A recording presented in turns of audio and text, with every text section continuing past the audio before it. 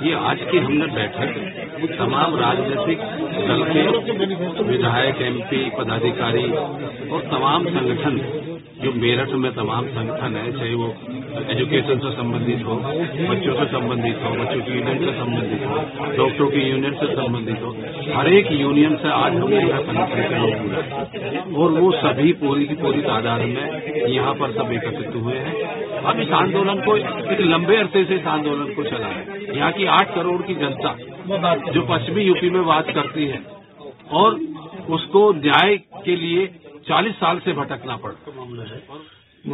मैं अध्यक्ष भी रहा हूँ करीब 14-15 साल मेरठ कांग्रेस का, और हम लोगों ने हमेशा अपने स्तर से कोशिश की, अपनी पार्टी पर हमने दबाव बनाया कांग्रेस के ऊपर कि ये वकीलों की मांग नहीं है, ये आवाम की मांग है। और इसके ऊपर सेंट्रल गवर्नमेंट ने एक कमीशन भी बनाया था, कांग्रेस सरकार ने एक कमीशन आया था, उस कमीशन ने पश्चिमी उत्तर प्रदेश में बेंच की मांग की। और जब कमीशन ने अपनी रिपोर्ट केंद्रीय सरकार को दी और प्रदेश सरकार ने कहा कि वो आग्रह करे, तो हमारी प्रदेश से सरकार खत्म हो गई। फिर उसके बाद में हमारी केंद्र से टीवी नरसिम्हा राव जी बने, उन्होंने कोशिश की लेकिन प्रदेश सरकार से प्रस्ताव नहीं दिया।